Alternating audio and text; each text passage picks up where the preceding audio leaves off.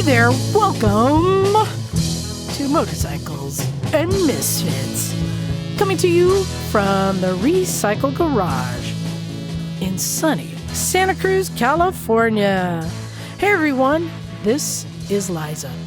And, you know, quite often I know I speak about our lovely weather here in Santa Cruz, and I just wanted to let people know it's not perfect. In fact, we went straight from fall to summer in about 24 hours. We did not get spring or winter at all. So we miss out on some of the good stuff. Not a good snowpack here. What did that sound convincing? Pretty much slush. No. It's so nice here. It's just silly. Oh, let's get to who is joining me here in beautiful sunny Santa Cruz. Running the board. It's Neal. Hey there, moto people. I love that intro you do because it's just so you. It is. Straight to the point. Yep. And monotone. That's my tisms on full display right there. It is. Monotone. It is. And of course, on the classy girl 246. couch and her flip-flops, because it's summer, It is summer. it's Miss Emma. Hello, darlings. I'm simply thrilled to be here. I'm surprised you didn't show up in a bikini today. Well, I'm nearly in a bikini. I'm nearly... Yeah, I actually met one next week, right? I could. Boy, couldn't you this week? I didn't want to. I'm bringing a baby pool. Baby pool's coming back. Break out the Speedo, Jim. Yeah, we need Yeah. to bring back the baby pool. Gonna talk about finding Nemo. Is that what you call I those did- now? I know where Nemo is. Well, if we're bringing back the pool, we need to have more guppies because they look good in the pool. You mean the fish, correct? It was just all the young people who would come. Yeah, right. The I didn't really guppies. want to touch that. Yeah, we don't. Nobody in this room needs to be in a pool, Yes. Exactly. except for maybe Emma. No. Joining me on the other side of the room, giving me the perfect angle to view all the goods, it's Stumpy John. What's up, Moto friends? Happy MotoGP Day in Coda. Oh, yeah. So we won't talk about that because don't want to spoil anything. But hope you watched it. It's so accessible now; it never was before. They don't call him the Stump because of his height. Why do they call me the Stump then? Because his stump, it's kind of knotty and rooty. Flares at the base. God. Oh, no. No, that's just not right. Do you want to see the Stump? This way I don't get invited anymore. I'll show you the Stump. Stumpy. Needing no introduction. There's Naked Jim. Hey, I'll just stop there. Great to be here. What's in the cup, Jim? It's iced tea and lemonade. Okay. Oh, isn't that called something? Arnold Palmer. Arnold Palmer. Actually, I ramped it up a bit. It's the old John Daly. You can figure it out Oh from there. yeah. Okay. Very good. Oh, it's enhanced. Yes. All right. And- It actually looks like a specimen sample. Like I haven't been Yeah, drinking like enough. you- I'm not looks like hydrated. You need to get to the It's like bad brake nephrologist fluid. like yesterday. And of course, joining us from his more and more crowded garage, it's Bagel. My favorite game is Tetris. When you moved into that house, that looked like a big garage. Now it does not. It was a very big garage, a very big, spacious garage. Now it's a big garage with no space. Yes, I mean, you filled it up enormously quickly, didn't you? I've done really well at filling up the space. Well, I will say that. Now Maybe you can build I just need to do really well at like getting everything fixed in the space. Yeah. I could make them all Yeah. like a big giant carousel, like a merry-go-round. Like you could have the Vespas and the Librettas. Like a big lazy Suze. Yeah. That's a great idea. yeah, it could be Bagel What's the Fun blue? Fair. What's the blue thing with the windshield behind you? That's Another my Vespa? that's my three-wheeler. Ah, Oh, yeah. Oh, Jim wasn't here. He didn't hear. Well, you didn't hear the latest news, I think. oh, let's start Yeah, there. yeah. You can see right here, I picked up the rickshaw back to it. Dude, you're a Shriner now? Did No, that come no, with a that's- fez? That's from Pakistan. So That is- Oh, it is from remember years Pakistan. ago he Indeed. found like a Pakistani rickshaw Bitchin'. Vespa, but the dude wanted to keep the whole the body as a token, a wall hanger. Yeah, sure. So Well, big. actually, he put it on the back of a little Japanese K truck. Okay, and yeah. would drive that around because he could get that registered, but couldn't get the Vespa Okay. registered. So So I bought the Vespa 2 years ago. just the and frame. and I told him, if you ever want to sell the rickshaw back, let me know. I'll come and buy it. And he let me know, and I went and bought it. Oh, that's cool. Yeah, I'm very, very stoked. And it's all handmade, with metal and wood and vinyl and just all kinds of wild colors and designs. Yeah. It's great. super It cool. pops. Yeah. Wow. Well, raise your hand if you bought a new bike this week. Oh, it's just my hand going up. Hey. Hey. So, yeah, I bought a new bike. I think I told you guys last week the logistics of what I had to do to get the bike. And I had some concerns with my plan, but everything worked. Just a reminder, I had to load Wendy's FJR on the trailer, drive it 6 hours down to LA, unload it to the warehouse where it lives, leave my car and trailer parked in front of a warehouse and hope it would be there on my return, get into an Uber. Turns out my Uber driver was a very nice actor, handsome man who gets to play FBI agents and police officers all the time. Cool. Yeah, that's his racket. Went to Burbank Airport where I was very worried about lines for security, but the city of Burbank did a fundraiser and raised money to pay their TSA agents, and they were well supplied there, and there were only 3 people in line in front of me. That's So such a unfortunately, I great got there airport. 3 hours Yeah. early, It's a good airport. Yeah. and it took 39 seconds to get through. So that worked out well. Took a flight up to Seattle, and then from Seattle, took the red eye to Dallas, where I landed at 6:30 in the morning, and took another Uber out to a suburb of Dallas to go meet Tyler, the nice guy who I was buying the bike from, who very kindly, and this is a great hookup. He was nice to go get new tires put on, new fluids, have the bike set up and ready to ride. Cool. So that was very nice. It's a clean bike. So what's the skinny on it? What year? How many miles? So it's a 2015 FJ09. Now, this is a little bit of a debate for me because I had said I wanted a Tracer. Tracer, which I believe to be the little kid brother to the Nikon. Thinking very similar riding position. I've ridden a Tracer before. I liked it. When in fact, I showed up and it's an FJ09. And I'm like, well, I thought it was a Tracer. No, it's the same thing. I was going to kind of say, isn't it kind of, that's kind of the same thing? Here's the debate. Now I'm curious. Okay. Here's the debate. So the FJ09 is what they called it here in the States, but over in Europe, I don't know what they do in Japan, if they have completely different names over there, but in Europe, it was called the Tracer. They call it a hokusako. Yeah, I know. That'd be a good question. I wonder what the names are in the other countries, if they have more names for things. So I was like, is it the same thing? I don't know. So turns out Yamaha discontinued the FJ09, which was called the Tracer in UK, and then came out with kind of the Gen 2, and then changed it to the Tracer here in the States. That's when they went from the FZ to the MT, right? The name changes where it was really it's like the same bike. They just changed the name. I've not gone down the rabbit hole enough to really understand what is different other than bodywork plastics, but they feel different to me. The ergonomics of the seat, peg, bar positions feels slightly different between the FJ09 and the Tracer. So MT09 in Japan. Right. In Japan. So it's MT09. Yeah. It's not like the flying crane. No, Z4. MT09 is different from a Tracer. Oh, in Japan. Yeah. MT09 was the FZ09. Right. Mm-hmm. The MT09, the Tracer, Well, my the research. Nikon.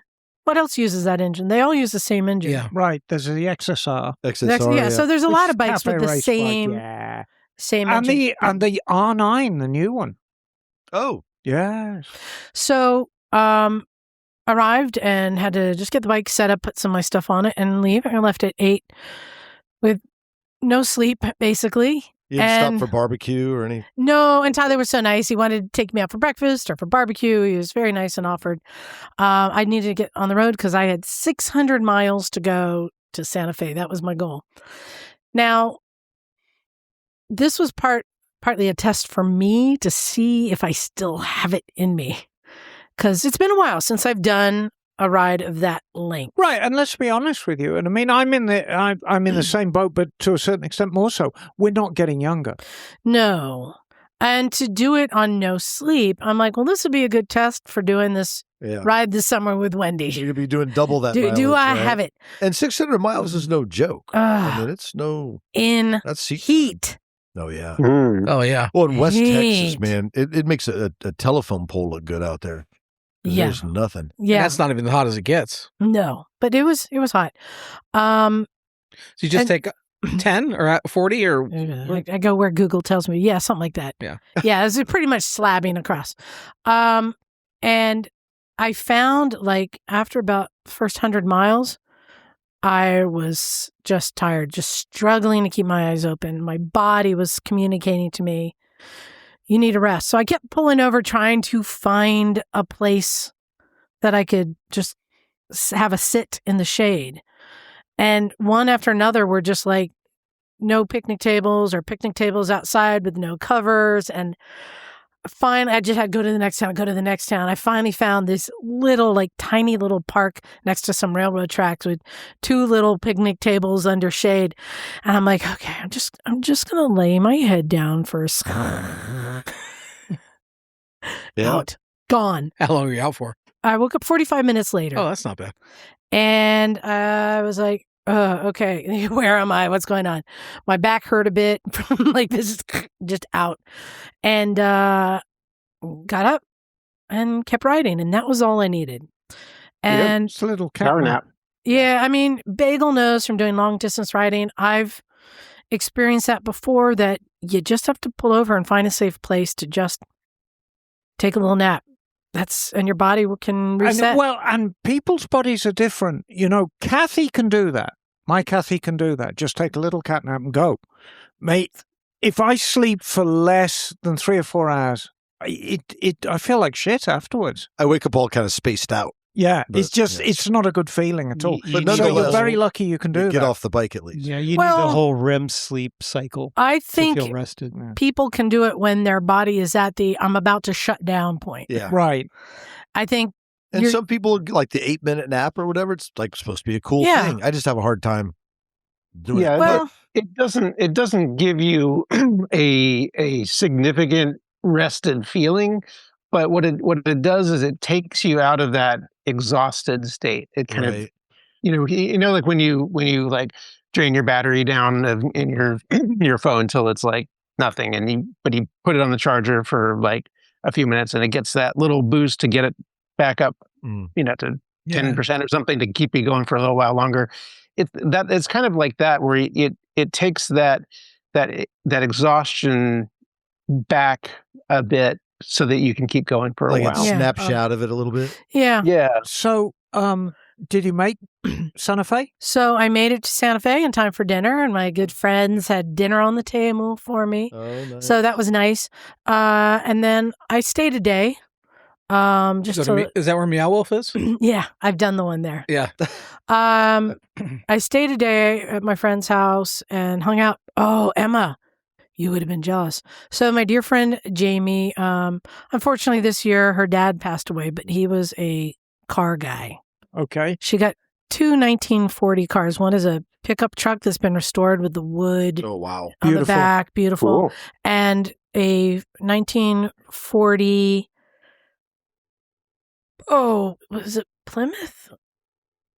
It's a coupe. I think it was a Plymouth coupe that has a Mustang engine in it. He's Okay. one of those guys who will upgrade the engine, upgrade the suspension, put air conditioning in, Right. and make it a driver. Mm-hmm. But it's the restored body, Yeah. but yeah. a completely drivable car. We're talking the wood on the inside, everything. So we went for a little bit of a ride and Oh, I bet it was lovely. talked about cars. She's got a whole nother engine for it there. And New Mexico is beautiful. Oh, yeah, Way better yeah. in Texas. But my friend Joe, who offense. was here on our podcast a few weeks ago, we were like crossing in the night, literally. She was heading to Texas. So I had her come to Santa Fe, and she stayed the night. We all had dinner together. Was Joe doing a school or? She was going to work at MotoGP. Oh, cool. And then the next morning, we both left in different directions. And then I had another 600-mile slog to Barstow. And again, this was hard. I realized I can do it, but it's not fun. You got a long way to go now. Well, I mean, It is not fun. I would argue that doing 600-mile days is not fun for a great many people. Yeah. I mean, it's something you do because you have to, Yeah. or you're trying to gain a record, but Mhm. it's not one, it's not one of the activities, oh, let's Yeah. do 600 miles today. I mean, because that's well into Mexico, right? I mean, John, how far into Mexico are you from here at that point? Like Rosarito or Ensenada or somewhere? 600 miles? 600 miles, yeah. No, you 300. No, Yeah. it's further south. Yeah, Well, no, you're how far is way San too- Diego? 400, 700 500, miles. 600. Yeah. No, you're like Piedras Negras or That's what I way mean. down there. Yeah. You're like well into Mexico. And that's Yeah. only 600 miles. So, no, actually, it's about 500 miles. We talked about doing an Iron, but going to get tacos in Mexico and coming Oh, back one okay. time. So I made it to Barstow, but again, it was another day of like, I wanted to, like 100 miles before that, I'm like, I'm looking for a place. Like, I just wanted to call it. But I didn't, again, I didn't find any good, safe places. There's not a lot. How out there in the You're desert. in the desert, yeah. Yeah. How often were you getting off your legs off the bike to stretch your legs? Every about 150 miles, Yeah. I'd get gas Yeah. and do a little stretch. And sometimes I'm like, I'm just going to go in and sit down in this gas station and drink a Gatorade and cool down. Mhm. Things you got to do to survive. You have to be aware when you're just getting fried. So while we're on the subject of Yeah. gas, I mean, one of your biggest grumbles about the Nikon is its consumption. Okay. Is the FC substantially Okay. better? So I'm going to tell you the pros and the cons of the FJ. Yes. First off, I'm in love with that motor. No, it's a fantastic engine. That motor. Mhm. Oh, it pulls in every, like, Yamaha, Oh. when they brought out that motor, the hype, because if you remember when that motor came out, I was working over at Monterey Peninsula Power Sports, and there was like this rumor that this really special engine's coming out from Is that when the Yamaha. XSR came out Oh. at the same time? Well, yeah, it was launched as the Yeah. whole kind of, and it was like, this is the engine to beat in Mhm. the middleweight sector, and blah, and blah, blah, blah, blah. it's good. So, So, I mean, there are many times I'm just cruising on the freeway, just listening to a podcast, and I realize, I'm doing 95. It would just slide up without me even realizing. And you don't even feel or hear it, just goes. And the bike itself is a very utilitarian bike, much like the Versus, just get the job done bike. So the issues I had, and the first one, I don't know if this is a problem with the bike, but every time I had to pass a truck, and on that road, there's lots of trucks. of course, And you get hit with that wind wash, and it would make the bars jiggle back and forth. And I'd be like, "Ah," like starting a wobble. And I hate that feeling. So I'd play with it. Do you throttle out? Sometimes it would make the bars vibrate faster. Do you slow down, drop the throttle off, or grip the tank and loosen your hands? Like, I was trying everything. It was a very uncomfortable feeling. I don't know if it's the way the bike is designed or with this aftermarket touring windshield that it was catching so I think it's the wind. windshield. Something that would just So when you do like an accident investigation, let's say there's a plane crash or a truck crash or whatever, it's very rare there's a single factor. Mm. There's a lot of factors. Pilot was tired. Fire truck was crossing the freeway. There's an emergency there. Blah, blah, blah. Mistook the light. So there's all these factors and everything comes together and there's an accident. So your death wobble, there's a lot of factors that lead up to that. The number one, it's a big bike. Yeah. But because we don't like our heavyweight bikes anymore, it's a big lightweight bike. Charlie was saying it might have something to do with the rake of the bike. Rake and trail do play an effect, but I mean, at the end of the day, it's a big rangy bike. Yeah.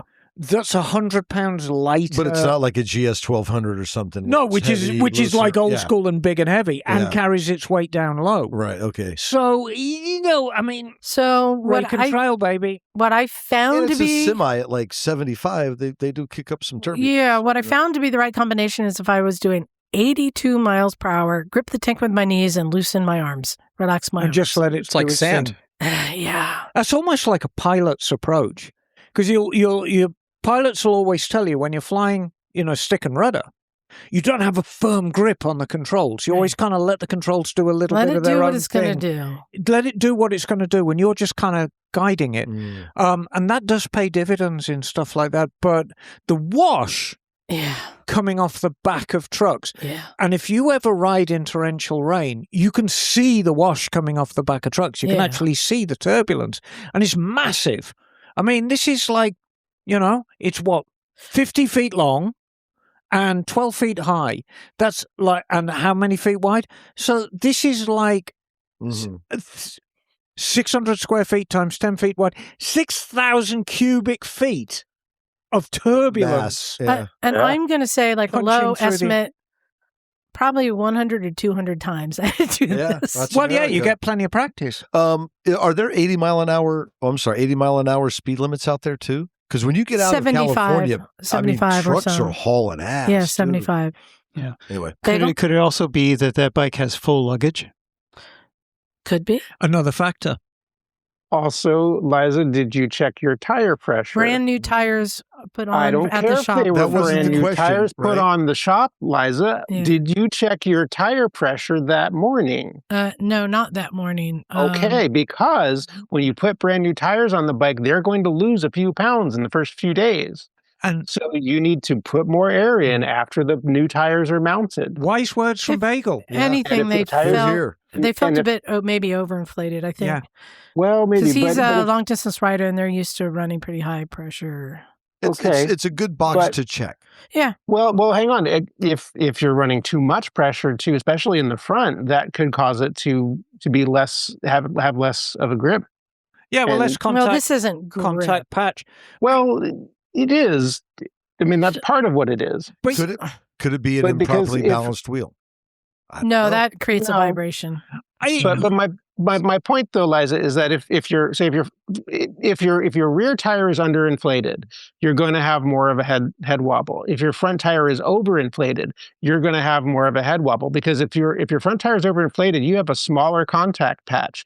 That front suspension is going to turn much more easily with less of the tire in contact with the road. You're probably right, though. I think that is a low odds just because it's brand new tires installed at a But- shop that's going to do it to and factory spec. Yeah, an easy thing to check is Yeah. check the preload on the rear shock. But So back to the original thing. It's a lot of factors. Yeah. It's the big bike, it's the rake and trail, it's the lightweight, it's the oversized screen, it's the luggage, it's the sheer mass of air being pushed by the Yeah. side of these Like big it's an accumulation. It's of an factors. accumulation of all these little things, and when you add them all together, it becomes a big thing. And, truthfully, when your bike does that, as scary as it seems, it is pretty benign. The bike's not going to throw you off, but it is definitely No. it's a trouser filling but as somebody moment. who's crashed due to high speed wobble, Oh, it's a horrible feeling. It's yeah. Right. It's, Yeah. Horrible yeah. feeling. So got through that. Made it to Barstow, and then the next day I just had to drive 2 hours in the morning to my car and trailer, which was another thing. As I was coming up to the intersection to make the turn, is my car there? Is my car there? Hey, my car is still there. Was it in a bad no, neighborhood? it was in an industrial area of a nice town. Okay. So it was fine. So made it back. So the other assessments of the bike, the one thing I don't like about the FJ09 that I don't think I have a problem with, this is what I think is the difference between the FJ09 and Tracer. I could be wrong, but the foot peg placement is about 3 inches further back than where I like them to be on an adventure style bike. I had Neal sitting on bikes. We were comparing it to like the KLR and the V-Strom, which are all adventure style bikes, which put the foot pegs more underneath your center of balance. These foot pegs are just a couple inches back where you'd put the sport touring location. It's a small thing, but the thing I hate about that bike that I don't think I can Oh, that's change. a big word, That's Liza. a harsh And this word. gave Love me can drive out hate. worse anxiety than passing trucks. Oh, no. Is it the baby boomer maroon color? No, it's a nice ride. It's in Boomer Maroon. Boomer maroon like And- a Corvette? And this is an engineering thing. Like this is Yamaha. What the fuck were you doing?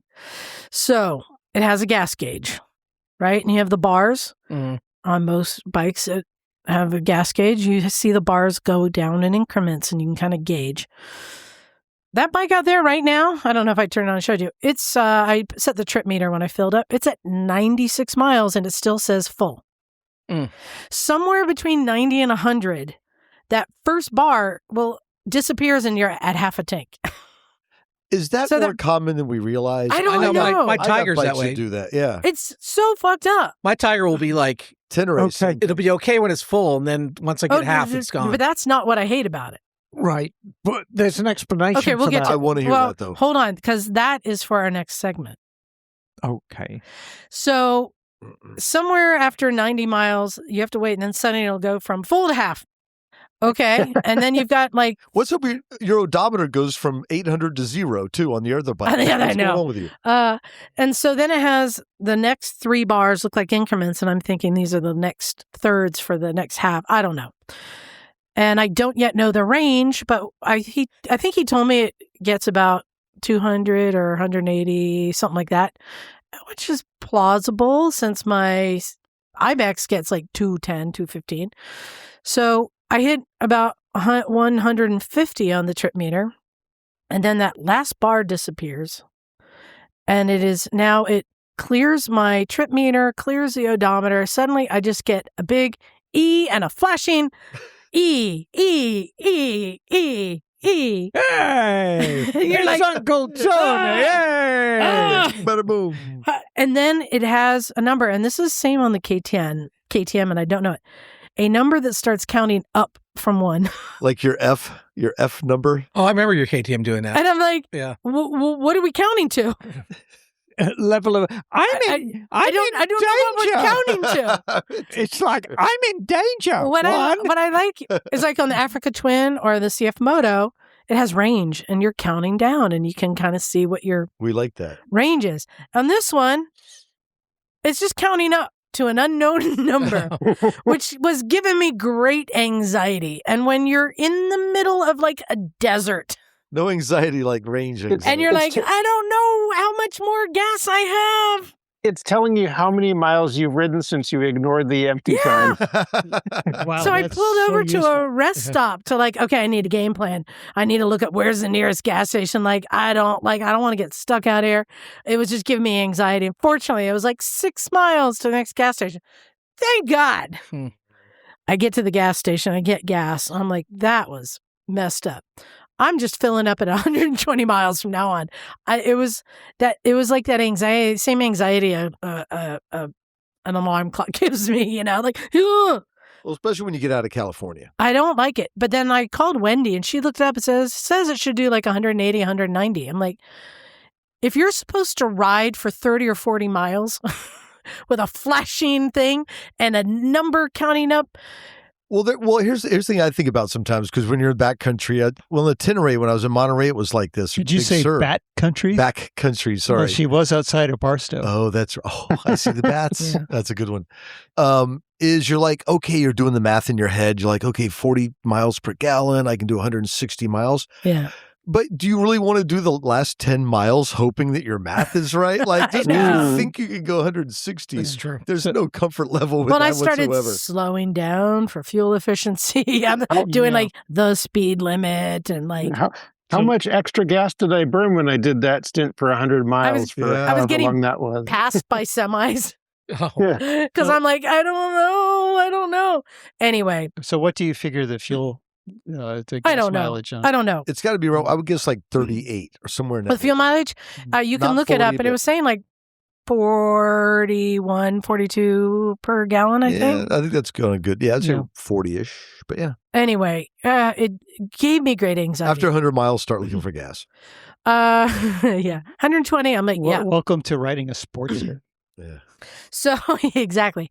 Not the range I was expecting, but no, it's a good bike, very utilitarian. It'll do the job for what I need it to do. I immediately ordered a Sargent seat for it, some highway pegs to go on the crash bars, and some just fixing some electric things to be able to have more accessories on it. So, good bike, good engine will do the job. And that does like a good like little tip. You picked up this seat on eBay, right? Instead Yeah. of paying full retail, which is not cheap. Yeah, well, yeah, exactly.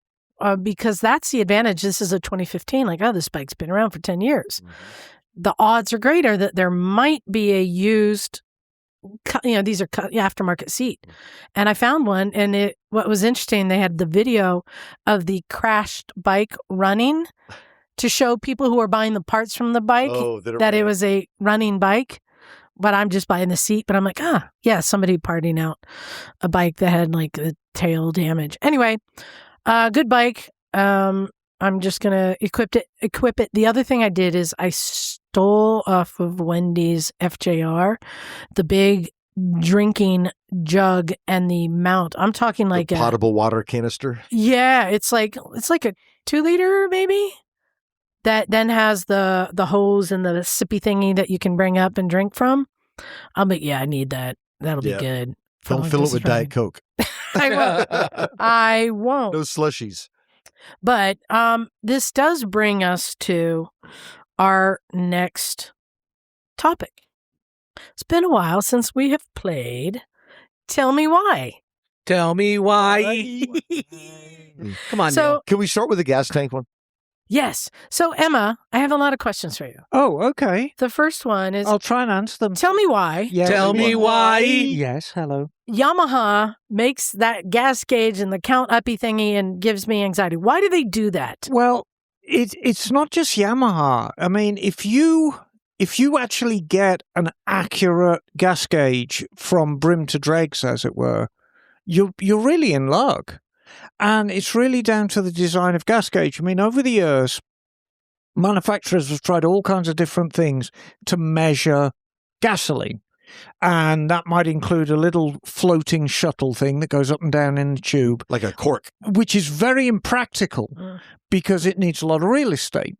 And they also did this, BMW famously tried like a flexible strip that worked on temperature because, of course, gasoline is a lot colder than air and inside a tank and so on and so forth, which failed regularly.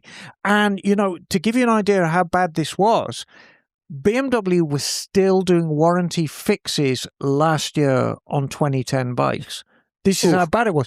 So basically, they've gone back to the same thing, which is basically a potentiometer.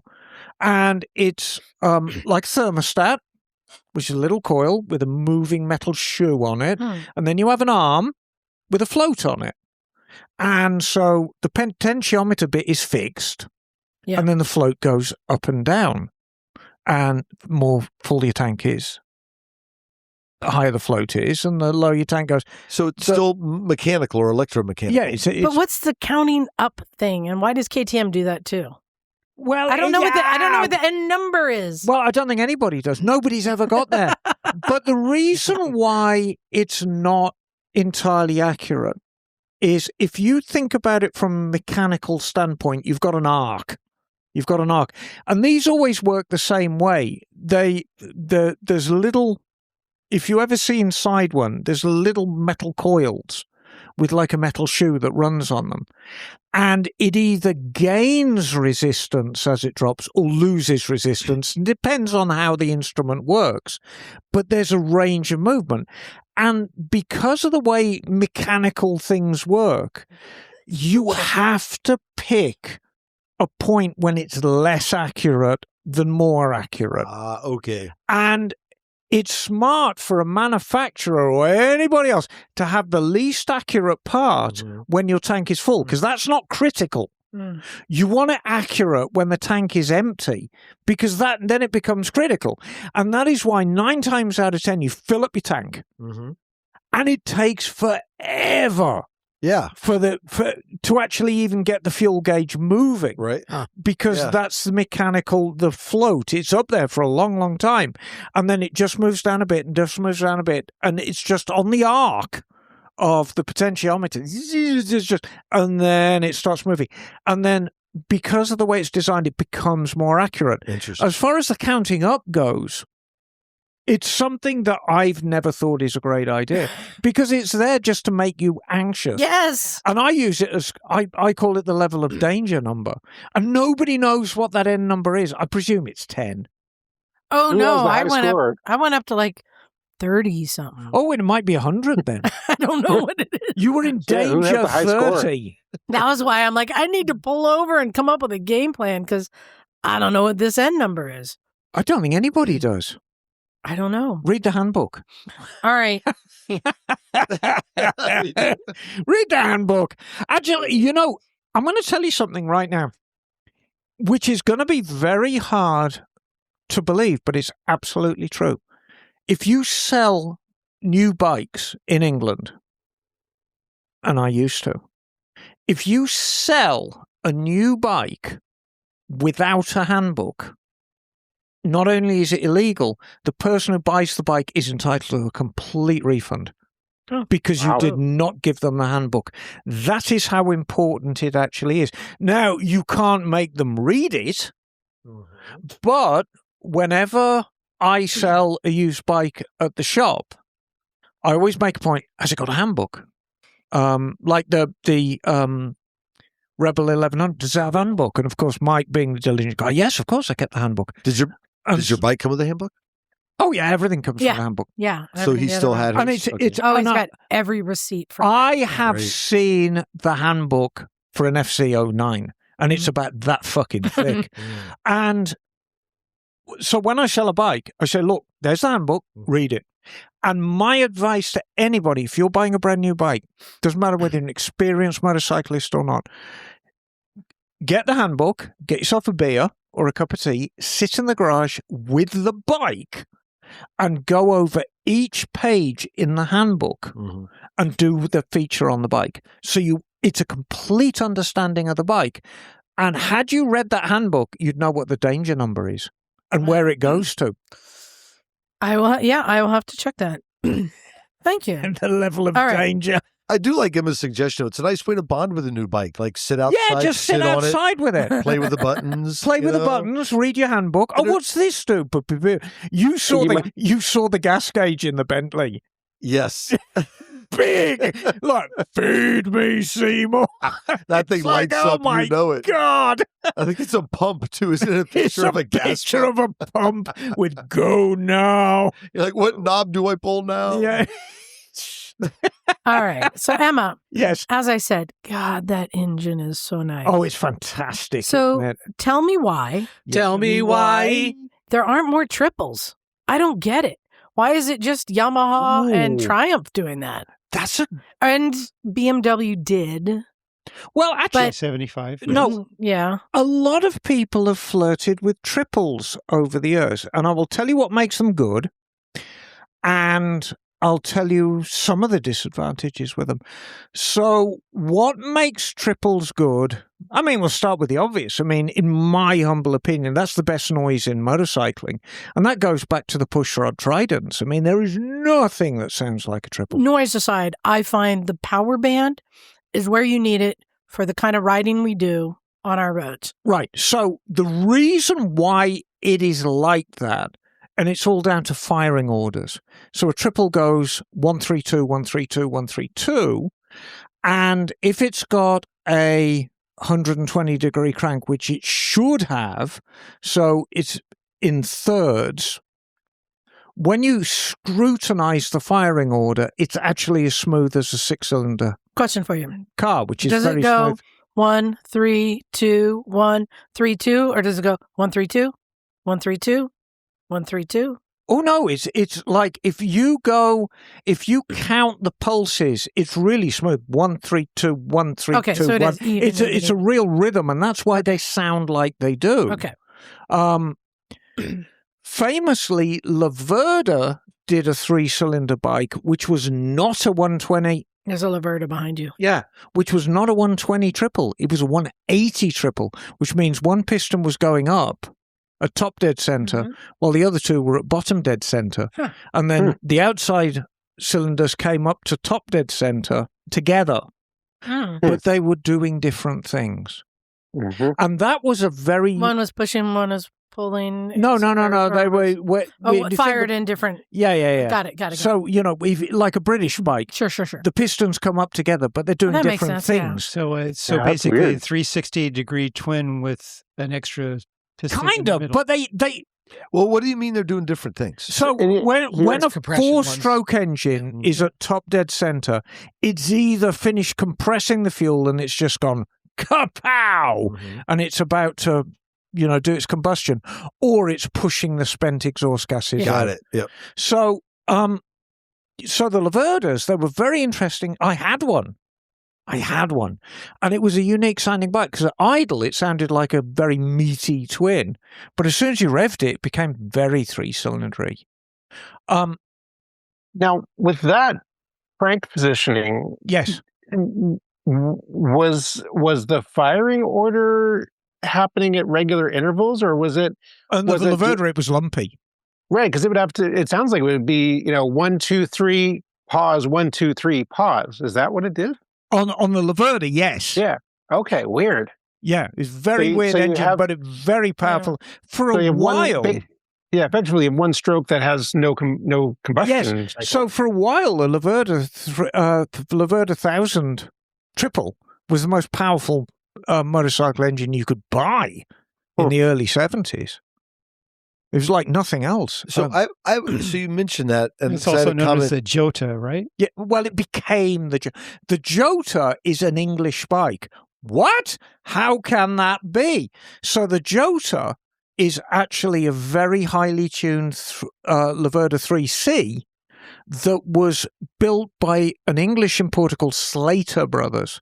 And what Slater Brothers did was they took basic 3Cs, pull the pistons, pull the cams, pull the carbs, and then put big pistons, big cams, big carbs in. Got the horsepower way above 100. Now remember, this is the 70s. Right. That was a lot. And did a few knickknacks with the tuning, and then there's the Jota. So the Jota is an English creation. Isn't that nuts? It's like the best of Italy and England. Yes, sorry. Oh, I was just kind of pleased to know what you're saying. You see these triples in a certain midweight, kind of a heavy midweight range, but you don't. Do you see the leader bikes, the 1000cc triples? That's a good question. And if not, how come you don't see that? Well, we're going to come in now. So we're going to come into that. 1200. Yes. Okay. But we're going to come into that. So, lost my train of thought. So why aren't there more triples? Why aren't there more triple? Well, I shall tell you. It's a very difficult engine to, how can I put it? More difficult than a 4-cylinder? It's a more difficult engine to make into modular form. See, a lot of the motorcycles we ride, whether we know it or not, are cheaper to produce because they're based on the modular form. It's like you get a 450 twin, which is half a 904. And so it's cheaper to make. And triples are inherently a little more difficult to do that to because of the way they're constructed. They carry a little more weight than their twin-cylinder counterparts and don't have quite as much power as their 4-cylinder counterparts. They've got a lot more torque.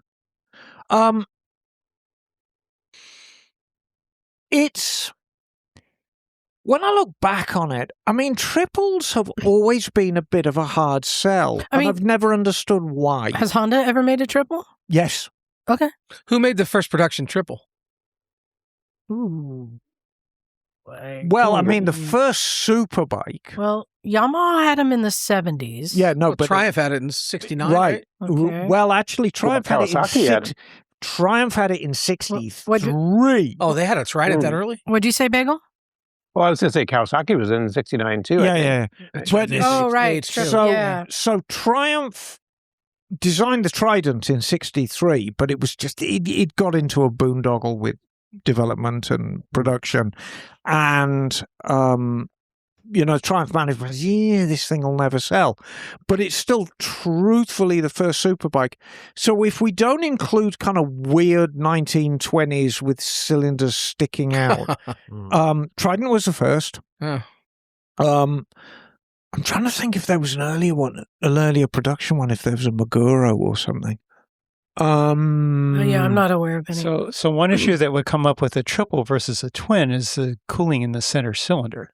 Yes, I mean it's the cooling when they were air cooled, because my Yamaha The XS 79 750. they created an extra fin that mounted on top of the engine that was a scoop to try and and Suzuki bring more air to it. Suzuki famously had the Ram Air system, which was basically the same as a bolt-on like scoop that went on top of the engine. In reality, it did very little. And isn't the BSA Hurricane a triple? Well, the BSA Rocket 3, which was a development. Well, the Triumph Hurricane Hurricane. Well, it's really a BSA. Okay, yeah. With Triumph badges. So, but I can understand then when we had problems with cooling because you had big frames and you didn't have water cooled. But now it seems that the triple is the sweet spot for riding on the roads at the speeds that we ride. And I'm surprised there aren't more. That's all. Yeah, and I mean, to be honest with you, I agree with you. Okay. I've owned many triples in the past. I've still got my Trident now. I maintain that my Trident is the best sounding bike I have ever owned and ever likely to own. And it pulls like an absolute train. I'm always waiting for it to blow up, and I have blown it up many times. And it's on fire. And it tried to set fire to my genitalia. Yes. With me on While it. riding. Yep. But I love it so dearly. Yeah. They are great. That's a whole different. I do love that Yamaha has put that engine in a lot of different bikes. Here's one thing, not because I like it. It's a smooth engine and everything, but my experience, because I rode the XSR when it came out, and I think I was on the FC1 at the time. Yes. And as cool as the triples are, and they're sewing machine smooth, they just don't have the intoxicating feeling that leader bikes have. I don't know what it is about a large inline 4 sport bike, but the difference between that triple and an inline 4. No, but it's a different feeling. It's a whole different vibe. When you were on a really powerful liter bike, like an R1, like an R1, like an FC1, like Rufus, and you hit that power band, it really is. It's a rush that is unavailable elsewhere. And I think the triple. Did you enjoy that pie, by the way? Yeah. Oh, you want to talk about the pie? Yeah, we should talk about the pie right now because you were enjoying that pie. You were enjoying Liza's pie earlier, apparently. Well, Emma was in trouble. Well, no. Liza just abandoned her cherry pie. She just abandoned it. And I pick it up. It looked like the donation pie. I came in the garage and found Emma sitting next to my empty pie container. Oh, no, it had traveled because Liza's cherry pie was abandoned by the pretty girl couch. And I thought, that needs to be in the refrigerator. So I put it in the refrigerator. How thoughtful. I thought it was thoughtful. Anyway, I come to it. So that's like when a bike thief steals your bike and parks it around the corner to make sure no one touches it, and then they come back and get it. Exactly. This needs to be in my garage for Then 2 hours later, I open the fridge and it's still there. By which time my tummy is getting a bit rumbly. Calling your name. And the pie was going, hello, Emma. So I ate the pie and naturally sitting on the pretty girl couch while I was eating it. Liza came in and threw a tantrum. I heard that tantrum all the way outside. Oh, no, she absolutely threw a tantrum. You ate my pie. And so I went down She went to the store and got a new one. and so I got you a brand new pie, which was all is good now. demonstrably better than the pie I ate. It's the exact same thing. Well, the pie, this pie we're talking about actually comes in a box that looks like it should be full of Milk Duds. And all's not, Either way. Red Hots, I'm not sure. all's not lost because I bought myself a chicken taquito while I was there. Was it on the rollers? It was on the rollers and it was... That's the dinner champions right there. Oh, All right. absolutely. And the guy had no dollar bill, so he gave me $1 in change in nickels. Oh, So my no. purse weighs a lot now. So let's just take the lesson from this: is you always ask consent before eating someone's pie. Thank you. Yes. Thank you, Bagel, the voice of raisin. Yes, voice he is of the reason. he is the All right. voice of reason. Emma, you ready for another one? Yes. Speaking of which, Jim, I saw you rolling up your FZ1. FZ1. Yeah. That's 2012. rolling it onto Emma's truck. It's heading to Moto Town It's for gonna And some that is a TLC. perfect It's spa day. example of another question that I had for Emma. Oh, hello. Emma, tell me why Yes. Tell me why. there are some brands that will put the same engine in a different bike, yet they will detune it, much like the FC1 and the R1. Okay. Why do they detune a bike? Well, that's a very, very good question. And I'll give you a kind of watered down answer. So when you build an engine, oftentimes by accident, you can build it by design, but you really never truly know what an engine's going to be like until you actually chuck it in a frame and ride it. Mhm. And if we take an R1 for an example, R1s are enormously powerful bikes. They have a very, very pleasing rush when their cams come in. They can be a bit lacking in low down power, especially the early ones. And so you're on this full race bike, which demands to be ridden hard. So the slight lack of power at low down revs and this really nice rush that comes in at 6,000-7,000 when your cams become at the most efficient is very, very pleasing, and that's where the bike likes to be ridden. So now, alongside the R1, you build the Boomer version, which is the I'm gonna sit upright like I'm sitting on the toilet. Mhm. And having that rush of power come in may not be quite as agreeable on a sit upright bike for a lot of reasons. You know, the bike, because you've changed the center of gravity of the bike, if all the power comes in with a rush, you might be like total wheelie machine, like a Bandit, which is even detuned. But that's why turbo bandits are so fun, because you've got an upright bike with lots and lots of power. So what a manufacturer will do will say, okay, when they call it detuning, really what they're doing is moving the power about. It's very, very hard, unless you do really drastic things, to drastically take power away or make power. I have a question. So, as part of the detuning, do they put in less performance parts that are maybe more durable and cheaper? Not necessarily. I was wondering that too. Yeah, If the like maintenance the cams aren't race cams. No. intervals goes up on a bike, yeah. No, the valve clearance interval on an FC1 is exactly the same as an R1, so it's no less durable.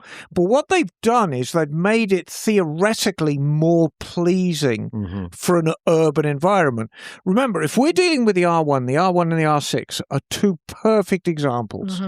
I think actually a better example is an R6 and an FZ6. Yeah, that's That what is Jim a started. far better Okay. example.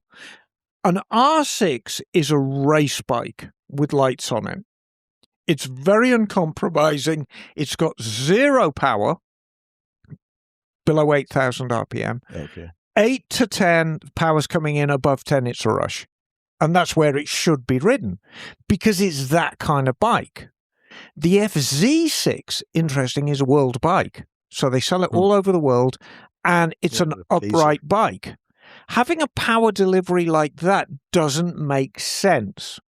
So, by putting in a slightly lower compression piston and a slightly fatter cam with less of an overlap, you're not necessarily taking power away, although that is an upshot. There's less power, but you're giving it a lot more power where you can use it in the middle. Can I ask a really simple question? Everybody probably knows, but what's the basic difference between a high compression piston and a normal piston? What makes it high compression? Well, if you look at them, a piston is like an upside down bucket. And a high compression piston will have a dome on the top. Okay. Or a low compression piston will be flat, or indeed it may be concave. Or have those little things. Yes, and they always have the indentation for the valves because these how compact the engines are. In truth, these days, most of the heavy lifting is done by the cylinder head design. That's where most of that. So high compression meaning because it is domed that it is occupying more. There's less space to fill, so it's creating. So it's squishing.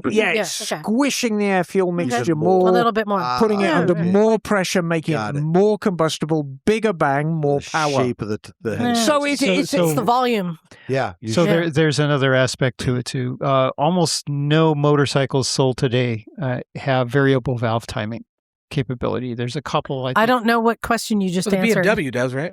There's BMW. I think the new Revolution Max motor has variable valve timing. As that becomes more common, it makes it more amenable to varying the response of the engine depending upon what the rider wants. Never happened with bikes. Never happened. Well, over my dead body. We'll see. Okay. So, your cam phasers are the absolute devil. Cam phasers are the devil. They are the absolute garbage pail of infernal combustion engine design. Glad to hear, because I was going to put some of those in this weekend. Yeah, stay away from cam phasers. So you don't like the new BMW to 1350 with the? I've spent a lot of time on the 1350, and there's a lot I like. I mean, I've got little short legs, so I like the fact that it's a squatty bike. I didn't really take to it. All right, so I asked the group out in the garage today if they had questions, but before we get to those, did anyone here in the room have a tell me why question, or should I go to the list? Why are you wearing that monocle around your neck? Tell me why. Tell me why. I am never without my monocle because I drive a Bentley now. No, the reason why I wear this monocle is it was a gift. It was a gift from a very, very dear friend. So Jim came over to see me this week and decided we were going to go out and not just go out, but go to Jazz. Go out in the Bentley to Jazz. And we couldn't find any Jazz, so we ended up sitting in Denny's and drinking coffee. It was very American. You took the Bentley to Denny's. Yes. He parked it right out front, We too. parked it right outside. Tell me why you did that. But Jim came around with monocles because, you always should be. Oh, yeah. However, I reminded him. No spats? No. Oh, darn it. You could dress like It has Mr. a Peanut. top hat, though.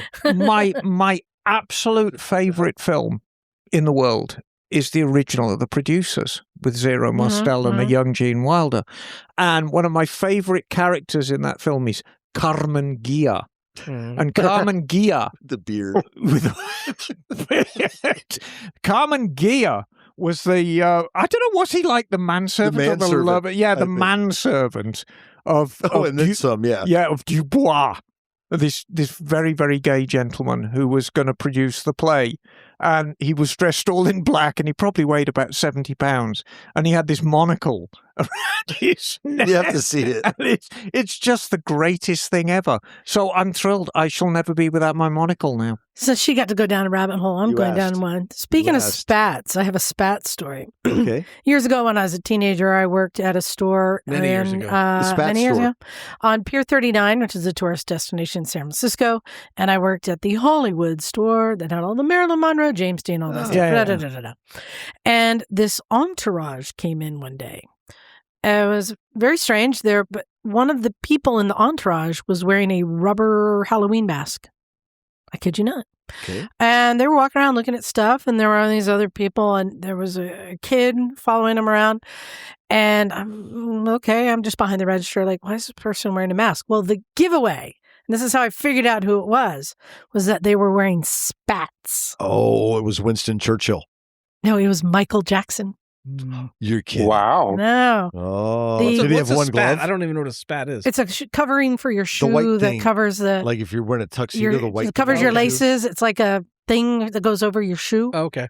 I know. And the guy at the magic shop confirmed it because they stopped there and played with magic stuff. But I'm like, that person's wearing spats. Wait a minute. Michael Jackson. It's Winston Churchill I thought- buying All right. jokes, buying rubber dog All right. shit. With a gimp mask. Emma, Yes. Hello. tell me why Yes. Tell me why.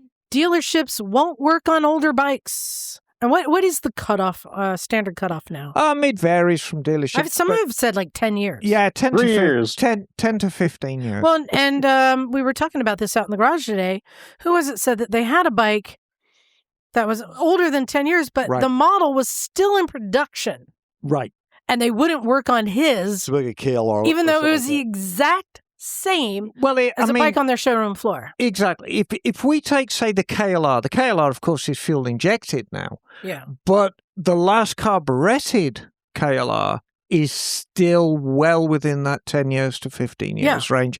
And, goes back to the dot. Before we throw dealerships under the bus, and remember, I used to work at a dealership, Yeah. so I've been on both sides of the coin. It's not entirely their fault. Dealerships, like everybody else in the motorcycle industry, have to be insured. They have to be insured for liability. They have to be insured for a lot of things.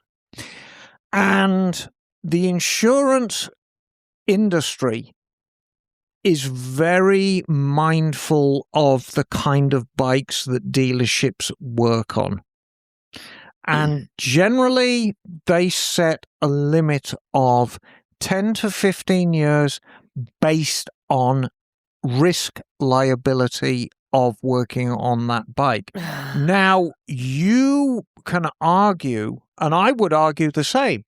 I have come across some 20, 25-year-old bikes that are beautifully maintained, and I've come across some 2, 3-year-old bikes that are just death traps. The bike I just bought, it looks brand new. It's an 11-year-old bike. Right. There are some dealerships wouldn't touch it. Wouldn't touch it.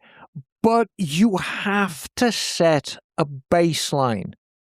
And you can't say, because if you get involved in practices that say, well, we're going to evaluate your bike, then it becomes very arbitrary, because you're going to say, okay, I'm going to evaluate your bike. Every tech has a different idea of what a well-maintained bike is going to be. So that's no good.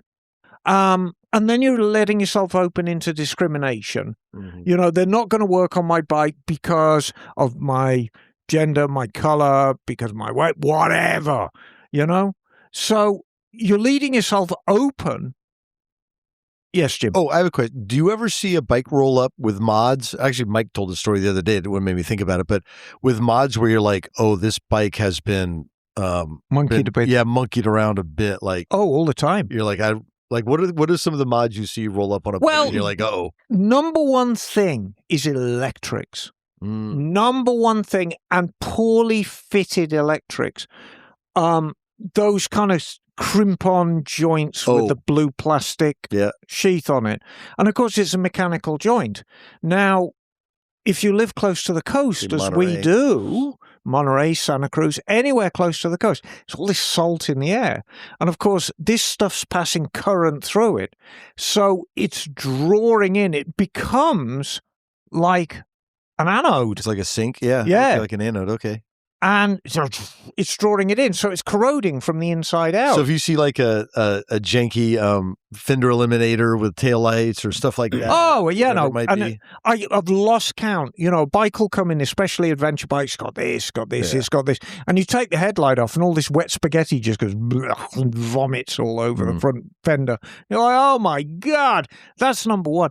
But exhaust, electrics and exhaust held on with Jubilee clips and bits of bent wire and oh God. I mean, yeah. So it's pure and simple. It's liability. And unfortunately, anything involving liability, 9 times out of 10 is driven by the insurance industry. They're bad fairies, you know. Insurance industry don't have any compassion for anyone. It's money. It is pure and simply money. And their argument will be, if it wasn't for money, what would it be? We're assessing risk. Yep. And, you know, working on old bikes, when I look at what I do at the shop, if a bike's going to give me hassle, it's going to be an old bike. And so from a personal standpoint, I've got to be very, very careful, you know, what I work on, both from a liability standpoint, but just from a time-consuming standpoint as well. Older bikes have old bike problems, and they can be a little more time-consuming.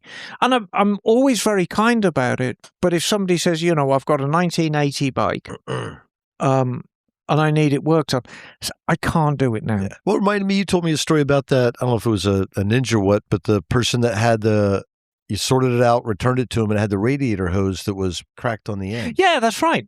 That gets into your profit margin a little bit. Yeah, but, you know, you've got to stand by and do what you got to do. But, yeah, just an older radiator hose that you miss because it's an older radiator. Oh, Jesus Christ. So, you know, you don't grumble about it. You just put it right and say, look, there you go. Oh, and I filled up your tank. And you delivered it. And I delivered it because that's what you do if you stand by your work. Yeah. But it's, yeah. Let's just say that could be an entire show, but I'm distilling it down. Neal had one. Yes. Yes. Tell me why. Yeah. Tell me why. Why are some manufacturers' speedometers wildly inaccurate, usually on the high side, and tends to be Japanese manufacturers? So, for example, my V-Strom is consistently 10% high.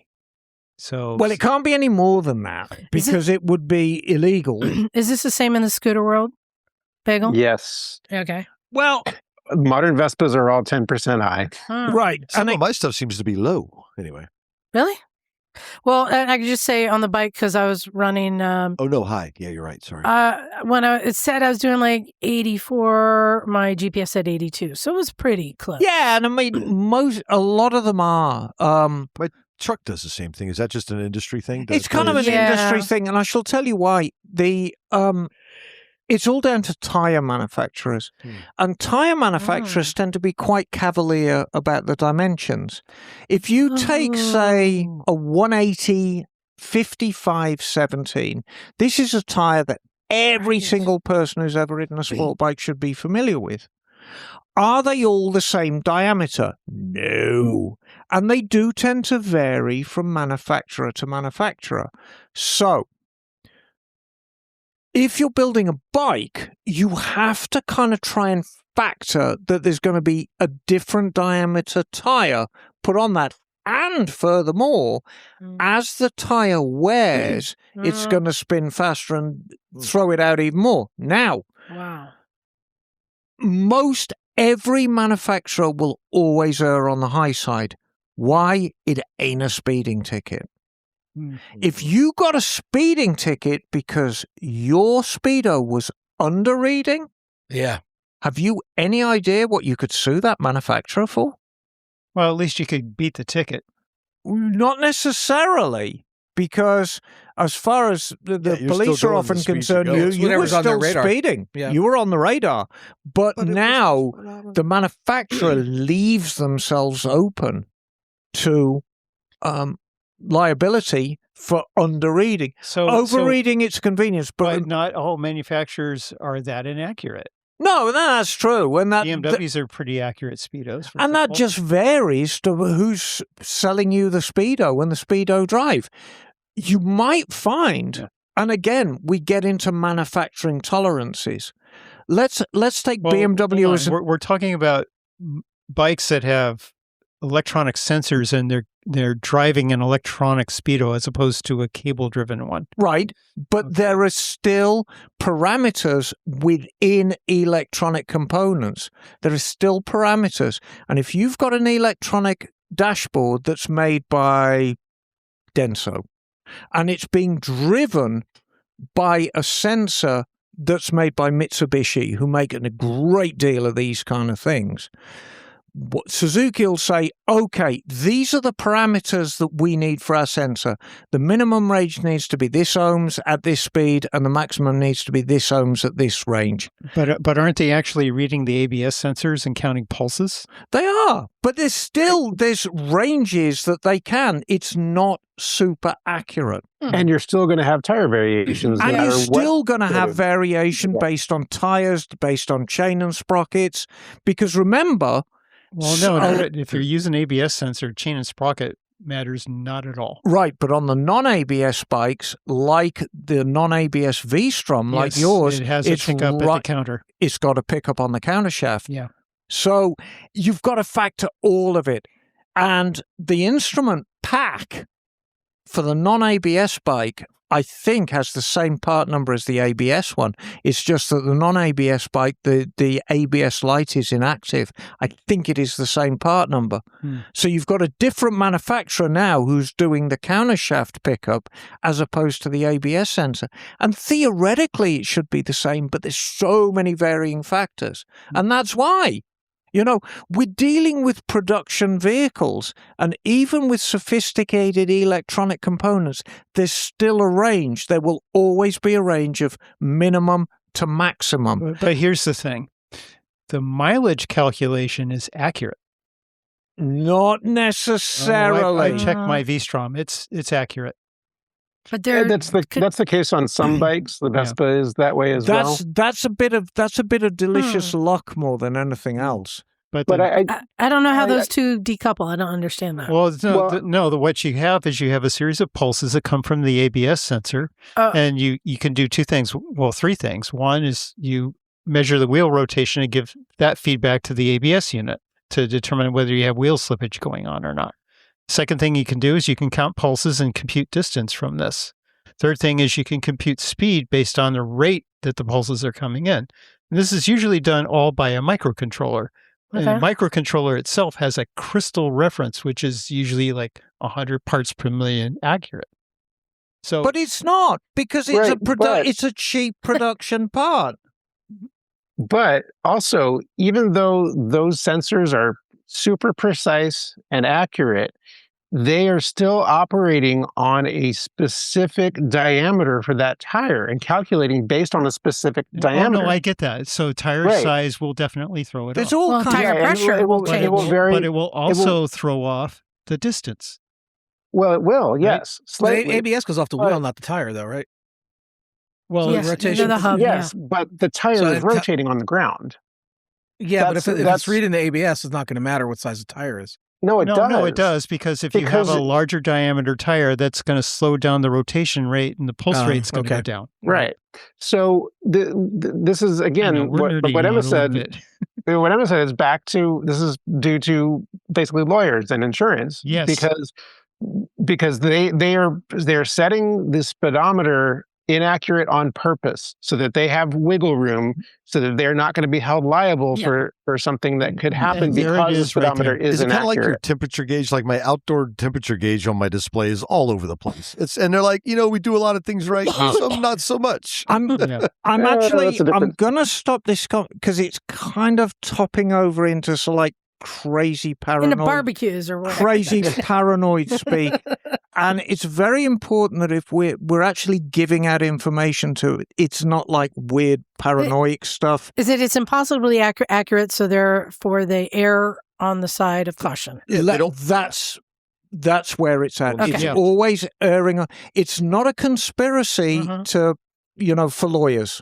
It's just erring on the side. There is so many variables that can change it. They're always going to err on the side of caution, because if they underdo it, you're going to get a ticket. Great. Right. Whether right. you can beat it, think you can beat it or not.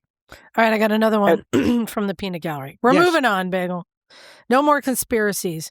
Emma, tell me why Yes. Tell me why. the exhausts are in the front on water-cooled engines. That's a very good question. They don't need to be. The exhausts don't need to be in the front on air-cooled engines.